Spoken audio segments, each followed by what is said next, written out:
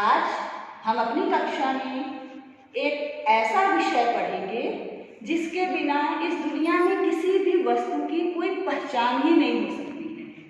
जरा सोचो, कल्पना करो कि इस संसार में बिना नाम की कितनी चीजें हैं। अपने आसपास नजर घुमाइए, चारों तरफ कौन कौन सी चीजें ऐसी दिख रही हैं जिसका कोई नाम नहीं है। या फिर अपने दिमाग पर थोड़ा दबा दीजिए और सोचिए पूरी दुनिया में कोई भी ऐसी एक या दो वस्तु जिसका कोई नाम नहीं है ना। तो हम आज पढ़ेंगे नाम के बारे में, क्योंकि पहचान के लिए नाम आवश्यक है। इस संसार में छोटी से छोटी या बड़ी से बड़ी वस्तु को पहचानने के लिए नाम निर्धारित किया जाता है। जैसे एक बच्चा जब जन्म लेता है तब वह पुरुष होता है या स्त्री होती है, तो उसकी पहचान के लिए हम नाम देते हैं। किसी का नाम शिवांगी दे दिया, तो किसी का नाम अमन दे दिया, तो किसी को सौरभ कह दिया, तो किसी को गीता कह दिया, तो किसी को सीता कह दिया। तो पहचान के लिए नाम आवश्यक है। अब कोई निर्जीव की वस्तु की बात क्यों न कर ले। अगर कोई निर्जीव वस्तु है तो भी उसको पहचानने के लिए हम उसे नाम देते हैं, है ना। अभी हाल ही में एक कोरोना नामक बीमारी हमारे दुनिया में प्रवेश किया। वो उसे हम देख नहीं सकते हैं, अपनी आंखों से उसे हम देख नहीं सकते हैं, लेकिन उसकी पहचान बताने के लिए लोगों को हमारे वैज्ञानिकों ने उसे कोरोना नाम दिया। अब कोरोना नाम से ही हमारे दिमाग में यह बैठ जाता है कि हाँ, कोरोना एक ऐसी छुआछूत की बीमारी है जिसे हम परहेज से ही या सोशल डिस्टेंसिंग से ही बच सकते हैं। कोरोना के का नाम आते ही हम अपने मुंह पे मास्क लगा लेते हैं, हम अपने हाथों को सैनिटाइज कर लेते हैं तथा हम सोशल डिस्टेंसिंग, सामाजिक दूरी बरतने लगते हैं। तो बच्चों, इस तरह से हम देखते हैं कि बिना नाम के इस संसार में कुछ भी नहीं है। अब नाम को बताने के लिए हमारे भाषा वैज्ञानिकों ने इसे संज्ञा नाम दिया हुआ है।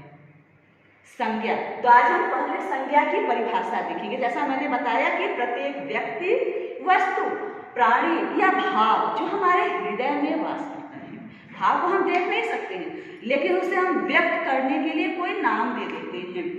तो किसी व्यक्ति, वस्तु, स्थान, भाव या प्राणी के नाम को संज्ञा कहते हैं। एक बार और देख लें। किसी व्यक्ति, वस्तु, स्थान, भाव या प्राणी के नाम को संज्ञा कहते हैं। अब व्यक्ति का नाम आप जरा सोचिए। आपके घर में जितने भी व्यक्ति हैं, पापा हैं आपके, या आपकी मम्मी है, या आपका भाई है, या आपकी बहन है, या आपका दोस्त है, उसे आपने कुछ न कुछ नाम दिया हुआ है। यहाँ तक कि आपके घर में कोई बिल्ली होगी तो बिल्ली को भी आपने खुशी नाम दे दिया होगा। आपके घर में कोई कुत्ता है तो उसको भी आपने टाइगर नाम दे दिया होगा। इसी तरह से स्थान। अब हम किसी न किसी स्थान पे रहते हैं, है ना। हम बनारस में रहते हैं, हम घर में रहते हैं, हम गाँव में रहते हैं, हम भारत में रहते हैं, या हम दुनिया के किसी भी कोने में रहते हैं। तो हर स्थान का, हर जगह का कोई नाम है। किसी के जो रिलेटिव हैं, रिश्तेदार हैं, किसी के मुंबई में रहते होंगे तो किसी के दिल्ली में रहते होंगे, तो किसी के शिमला में रहते होंगे, तो कोई वाराणसी में होगा, तो कोई घमापुर में होगा, तो कोई जो है हरम्मा में होगा। तो स्थान बताने के लिए किसी ने आपसे पूछा कि आपके पिताजी कहाँ रहते हैं, तो आप कहेंगे वाराणसी में रहते हैं। किसी ने आपसे पूछा आपके चाचा जी कहाँ रहते हैं, मेरे चाचा जी दिल्ली में रहते हैं। तो जगह का नाम भी आवश्यक है पहचान करने के लिए। प्राणी, दुनिया में बहुत सारे प्राणी हैं, जैसे शेर, तोता, कोयल, कुत्ता, बिल्ली, चूहा। आपके घर में तरह तरह के प्राणी हैं। अपने इर्द गिर्द आप नजर घुमाइए, आसपास देखिए कितने प्राणी हैं। अभी कोई बिल्ली आपके पास से गुजरेगी म्याऊं करते हुए, तो कोई घर के बाहर में कुत्ता भौंक रहा होगा, है ना। तो पेड़ में कई चिड़िया चहचहा रही होगी। तो इस तरह से हर एक प्राणी का, यहाँ तक कि एक छोटा सा मच्छर है, उसे भी हमने मच्छर नाम दिया हुआ है। एक छोटी सी चींटी है, उसे भी हमने पहचानने के लिए चींटी नाम दिया हुआ है। जब हम चींटी कहते हैं तो हमारे दिमाग में चींटी की रेखा घूमती है। जब हम कौवा कहते हैं तो हमारे दिमाग में वो काले रंग का पक्षी जो काम काम करता है उसकी इमेज उभर करके आती है। अब हम वस्तु की बात करें। आप यहाँ देख रहे हैं बहुत सारी वस्तुएं हैं। वस्तु में आपके हाथ में जो आपका मोबाइल है जिसमें आप संज्ञा को देख रहे हैं, यह भी वस्तु है। आपके घर में जो सेलो टेप है जिससे आप चिपकाने का काम करते हैं, यह भी वस्तु है। आपका बहुत जरूरी वस्तु पेंसिल बॉक्स जिसमें आप अपने सामानों को रखते हैं, अपनी वस्तुओं को रखते हैं, वह भी वस्तु है। इसके भीतर जो आप पेंसिल, पेन, स्केल, इरेजर ये सारी चीजें रखते हैं, यह सब वस्तु का ही उदाहरण है। आपके पास जो कलर का बॉक्स है, डब्बा है, यह भी वस्तु है। अब आपने इसका जो शेप है, ये बाल्टी का डिजाइन हो गया। अब आपने इसमें जो रंग है, इसमें ये जो है इसे डो कहते हैं अंग्रेजी में, हिंदी में मिट्टी कहते हैं। इस तरह से हर शेप का, इसे आप प्राणी में ले सकते हैं। कौन सा प्राणी है ये? सही पहचाना, हाथी। इसी तरह से आपने इस चिन्ह का भी कोई नाम दिया होगा। तो हम देख रहे हैं कि हर एक वस्तु का, चाहे वह छोटी हो चाहे बड़ी, आपकी कक्षा में आपकी बेंच है, आपकी चेयर है, अब मैम की टेबल है, अलमीरा है, आपका ब्लैक बोर्ड, ये ग्रीन बोर्ड है, आपका व्हाइट बोर्ड है, आपका डस्टर है, आपका चौक है, तमाम उदाहरण। आपके सर के ऊपर नाचता हुआ गोल गोल पंखा या फिर आपको ठंडा करता हुआ आपका एसी, ये सारी चीजें वस्तु का उदाहरण है। आपकी जो पुस्तक है, जिस पुस्तक से आप पढ़ते हैं, वह भी वस्तु है। तो आप लोगों को वस्तु क्लियर हो गया होगा, स्पष्ट हो गया होगा। भाव को हम देख नहीं सकते। हमने व्यक्ति को देखा, हमने वस्तु को देखा, हमने स्थान को देखा, लेकिन हम भाव को देख नहीं सकते। भाव को महसूस किया जाता है, वो हमारे हृदय में वास करता है। लेकिन जब हम उसे एक्सप्रेस करते हैं, अभिव्यक्त करते हैं, जब हमें कोई अच्छी सी डॉल लाकर मेरे पिताजी देते हैं, मेरी माँ देती है, मेरे मामा देते हैं, या मेरी नानी देती है या दादी देती है, तो हम खुशी से उछलने लगते हैं। उछलते हैं ना, वो होता है खुशी, भाव। उसको हम दिखा नहीं सकते, लेकिन हम उसे व्यक्त कर रहे हैं, उसे अपने एक्सप्रेशंस के द्वारा, भाव के द्वारा दिखा रहे हैं, या हम खुशी से नाचने लगते हैं। हम खुशी से, ये समझ लीजिए कि शिवांगी है, शिवांगी को नाचना अच्छा लगता है, उसे डॉल मिली और शिवांगी क्या करने लगी? गोल गोल घूमकर नाचने लगी। इस तरह से खुशी, दुखी, मम्मी ने मार दिया, हमने खाना नहीं खाया, लंच नहीं किया, मम्मी ने डांट दिया, हम दुखी हो गए। हमें मिठाई मिली, हमने उसके अपनी जीभ पे उसकी मिठास को अनुभव किया, वह क्या हो गया? वह भी भाववाचक संज्ञा है। हम कोई कड़वी चीज खा लिया, हमने नीम का पत्ता खा लिया, या ओ छी ये कितना कड़वा है, यह भी भाव है। तो वो चीजें जो हम अपने महसूस कर सकते हैं, अपनी जीवा से महसूस कर सकते हैं, अपने हृदय में महसूस कर सकते हैं, वह भाववाचक संज्ञा कहलाता है। तो एक बार फिर से देखें पूरी परिभाषा को कि किसी व्यक्ति, वस्तु, स्थान, भाव या प्राणी के नाम को संज्ञा कहते हैं। उम्मीद है कि आपको ये सारी चीजें स्पष्ट हो गई होंगी। व्यक्ति में मोहन, सोहन, श्याम, जीविका, रानी, मीना। स्थान में आगरा, कलकत्ता, शिमला, चेन्नई, वाराणसी, जितने भी जगह के नाम हैं, वह लंदन भी हो सकता है, वह अमेरिका भी हो सकता है, वह चाइना भी हो सकता है, पाकिस्तान भी हो सकता है। प्राणी, शेर, तोता, कोयल, कुत्ता, बिल्ली, चूहा, मैना, जितने भी जीव जंतु आपके दिमाग में आ सकते हैं, वो प्राणी हैं। वस्तु, कुर्सी, मेज, अलमारी, चाकू, कलम, बॉक्स, थाली, पेंसिल बॉक्स, ये सारी चीजें वस्तु। भाव, बचपन, ममता, हरियाली, मित्रता, मिठास, बुराई, ये सारी चीजें संज्ञा के अंग के रूप में होती है, जिसे हम कोई न कोई नाम देते हैं।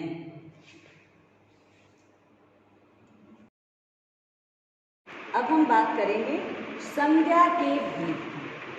संज्ञा के भेद तो सारे आधारों पे हम देखें, व्यक्ति, वस्तु, स्थान, भाव, प्राणी के आधार पे हम देखें तो संज्ञा के 5 भेद होते हैं।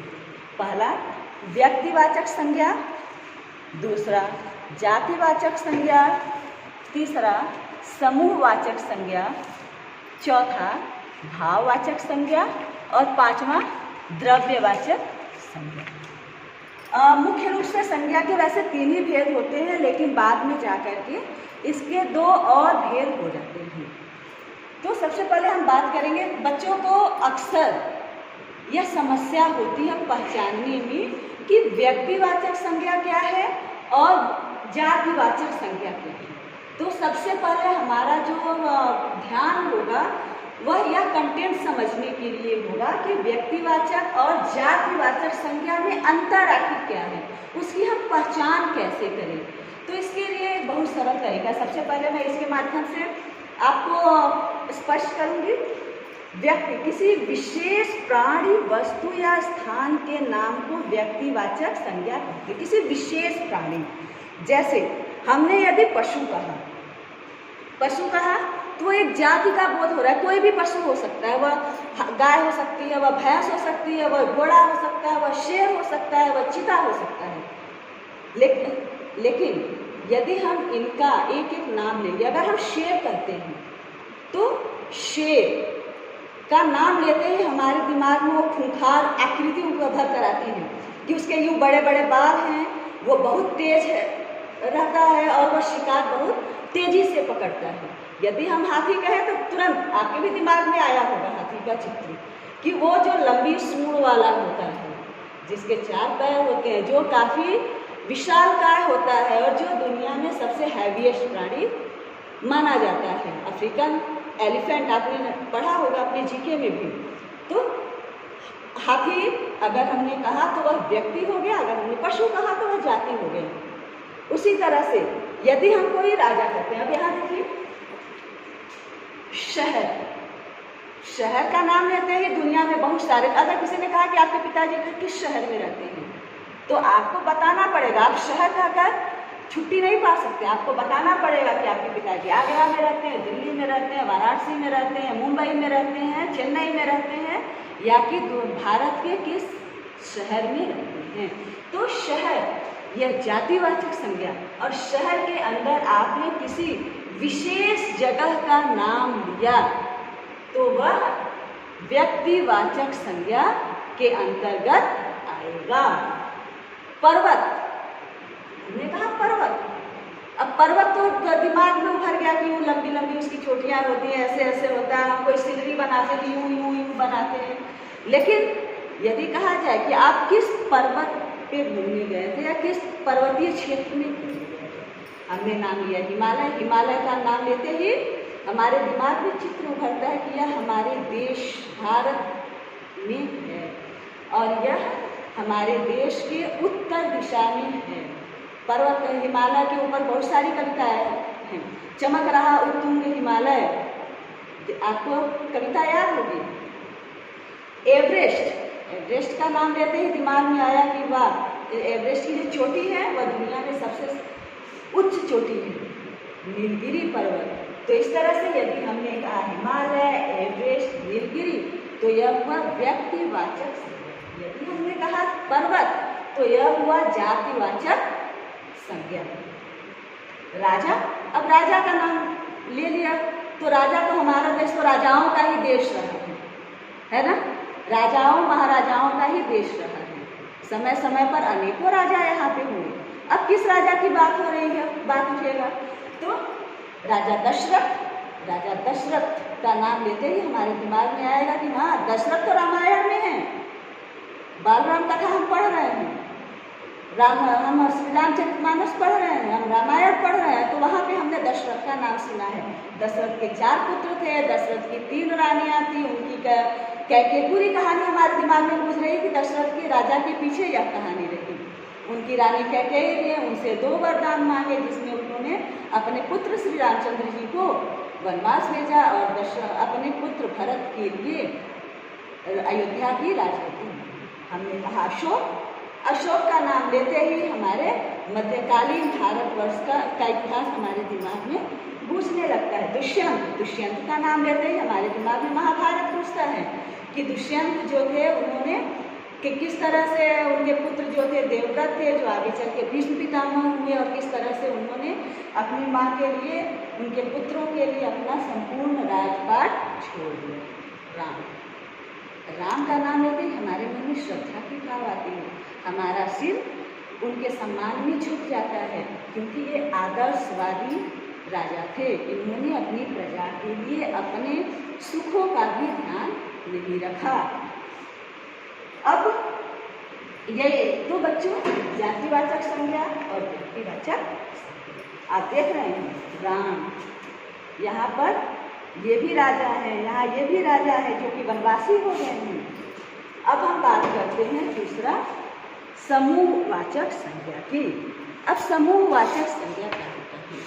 जहाँ पे कोई एक विशिष्ट चीज एकत्रित करके रखी जाती है, विशिष्ट चीज एकत्रित करके रखी जाती है। जैसे ये कमरा है, आप देखिए ये कमरा है, यहाँ पर आप सीट बेंच लगा दीजिए, यहाँ छात्र बैठ जाए तो यह कक्षा हो गई।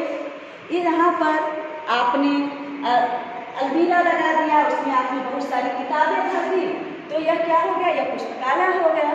यहाँ पर आपने ये सारी चीज़ें हटा कर यहाँ बहुत सारे कंप्यूटर रख दिए, तो यह क्या हो गया? कंप्यूटर लैब हो गया। इसी तरह से अलमारी में चाबी का गुच्छा होता है, बहुत सारी चाबियाँ आपने उसमें रख दी, अंगूर के गुच्छे हो गए, केले के गुच्छे हो गए, तो ये सारे समूहवाचक संज्ञा के उदाहरण हैं। अब तीसरा जो है वह भाववाचक संज्ञा। भाव मैंने बताया, पहले भी बताया है कि जो हमारे हृदय के भावों को अभिव्यक्त करता है। अब देखो जैसे ये लड़की है, इसके चेहरे से आप देख रहे होंगे खुशी का भाव उभर रहा है, यह खुश है क्योंकि इसके पिताजी ने इसे एक डॉल ला के दी है। कहाँ गई डॉल? इसके पिताजी ने इसे एक डॉल ला के दी है, इसलिए यह खुश है। यह कोई भी हो सकता है, यह आराध्या हो सकती है, यह श्रेया हो सकती है, यह वैष्णवी हो सकती है, यह शिवांगी हो सकती है, कोई भी हो सकता है। तो इस तरह से वह भाव जो हमारे मन के भावों को व्यक्त करता है। अब ये देखो, अब ये गुस्से में है, तो यह नीलम मैम गुस्से में, बच्चों ने होमवर्क नहीं किया तो नीलम मैम गुस्से में देख रही हैं, तो फटाफट मैं आपको होमवर्क भेजूंगी और आपको उसे करके भेजना है, क्योंकि नीलम मैम गुस्सा न हो। अब तीसरा जो अगला जो है द्रव्यवाचक संज्ञा। द्रव्यवाचक संज्ञा में सबसे अच्छा उदाहरण आप देख लीजिए, आपके आसपास कितने सारे द्रव्य से बने, लोहे का सामान होगा, लकड़ी का सामान होगा, आपकी मम्मी ने कान में सोने का पहना होगा, गले में सोने का पहना होगा या चांदी का पहना होगा। ये सारी चीज़ें द्रव्यवाचक संज्ञा के अंतर्गत आती हैं। तो बच्चों आप फटाफट इसे देखिए, दोहराइए और अपना कार्य करने के लिए तैयार हो जाइए। उम्मीद है कि आप लोगों को संज्ञा का यह पूरा कॉन्सेप्ट अच्छी तरह से समझ में आया होगा। तो फटाफट लाइक करिए, शेयर करिए। धन्यवाद।